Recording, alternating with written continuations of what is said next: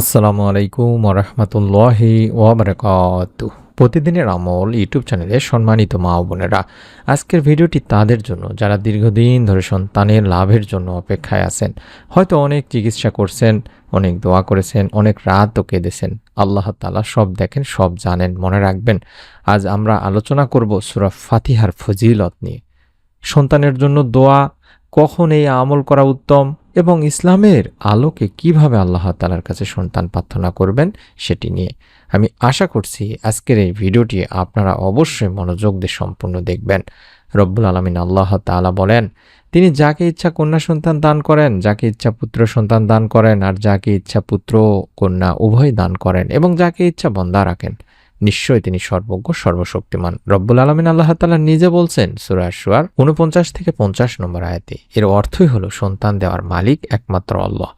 সূরা ফাতিহার মর্যাদা অনেক দিনই ভাই বোনেরা। আল্লাহ রাসূল সাল্লাল্লাহু আলাইহি ওয়াসাল্লাম সূরা ফাতিহাকে কোরআনের সর্বশ্রেষ্ঠ সূরা বলেছেন। সুবহানাল্লাহ। এই সূরা রয়েছে আল্লাহ রাব্বুল আলামিনের প্রশংসা, তার রহমতের ঘোষণা, ইবাদতের অঙ্গীকার এবং হিদায়াতের আবেদন। তাই আন্তরিকতার সঙ্গে সূরা ফাতিহা পড়ে আল্লাহ তাআলার কাছে সন্তান কামনা করা একটি উত্তম দোয়ার মাধ্যম হতে পারে। কোন সময় পড়া উত্তম? যদিও নির্দিষ্টভাবে শুধু এই সময় পড়তে হবে এমন কোনো সহিহ দলিল নেই, তবুও দোয়া কবুলের জন্য কয়েকটি সময় বিশেষভাবে বরকতময় বলে হাদিসে এসেছে। যেমন তাহাজ্জুদের শেষ অংশে, ফরজ নামাজের পর, সিজদার সময়, জুমার দিনের শেষ সময় অর্থাৎ মাগরিবের আগ মুহূর্তে, রোজাদারের ইফতারের আগে, সফরের সময়, আজান ও ইকামতের মধ্যবর্তী সময়। এই সময়গুলোর যে কোনো একটিতে ওযু অবস্থায় কিবলামুখী হয়ে বিনয়ের সঙ্গে সূরা ফাতিহা মাত্র 3 বার পড়ে সন্তানের জন্য আল্লাহ তাআলার কাছে দোয়া করতে পারেন। আমলটি করার পদ্ধতিটি হলো, প্রথমত ওযু করে পরিষ্কার স্থানে বসবেন। দ্বিতীয়ত শুরুতে 3 বার দরুদ শরীফ পড়বেন। চাইলে আল্লাহুম্মা সাল্লি আলা মুহাম্মাদিন ওয়া আলা আলি মুহাম্মাদ, আল্লাহুম্মা সাল্লি আলা মুহাম্মাদিন ওয়া আলা আলি মুহাম্মাদ, আল্লাহুম্মা সাল্লি আলা মুহাম্মাদিন ওয়া আলা আলি মুহাম্মাদ। এভাবে 3 বার পড়ে সূরা ফাতিহা মাত্র 3 বার পাঠ করবেন। এরপর বেশি বেশি ইস্তেগফার করবেন। চাইলে আস্তাগফিরুল্লাহ রব্বি মিন কুল্লি যানবি ওয়া আতুবু ইলাই, শুধুমাত্র আস্তাগফিরুল্লাহ পড়তে পারেন। এরপর আন্তরিকভাবে দোয়া করবেন। কিভাবে দোয়া করবেন ভিডিওটির শেষে আমি আন্তরিকভাবে দোয়া করার একটা নমুনা আপনাদেরকে দেখায় দেব বা বলে দেব ইনশাআল্লাহ। তারপরে আমরা আল্লাহ তাআলার কাছে কোরআনের কিছু দোয়া করব। যেমন হযরত জাকারিয়া আলাইহিস সালাম দীর্ঘদিন নিঃসন্তান ছিলেন, তিনি আল্লাহর দরবারে দোয়া করেছিলেন।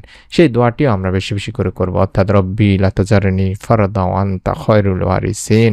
এভাবে এটিও আমরা কম করে হলেও 3 বার পাঠ করব, অর্থাৎ হে আমার রব, আমাকে একাকী রেখে দেবেন না, আপনি সর্বোত্তম উত্তরাধিকারী। সূরা আল আম্বিয়ার 89 নম্বর আয়াতে বলা হয়েছে, এবং সন্তানের জন্য করণীয় হচ্ছে শুধুমাত্র এই একটি আমলের উপর নির্ভর না করে 5 ওয়াক্ত নামাজ আদায় করুন, হারাম থেকে বেঁচে থাকুন, হালাল উপার্জন করুন, স্বামী স্ত্রী উভয় আল্লাহ তাআলার কাছে কান্নাকাটি করে দোয়া করুন, বেশি বেশি ইস্তেগফার করুন, বেশি বেশি দরুদ শরীফ পাঠ করুন, আত্মীয়তার সম্পর্ক বজায় রাখুন। প্রয়োজনে দক্ষ স্ত্রীরোগ বিশেষজ্ঞ বা ফার্টিলিটি চিকিৎসকের পরামর্শ নেবেন তিনি ভাই বোনেরা, বা চিকিৎসা নেবেন।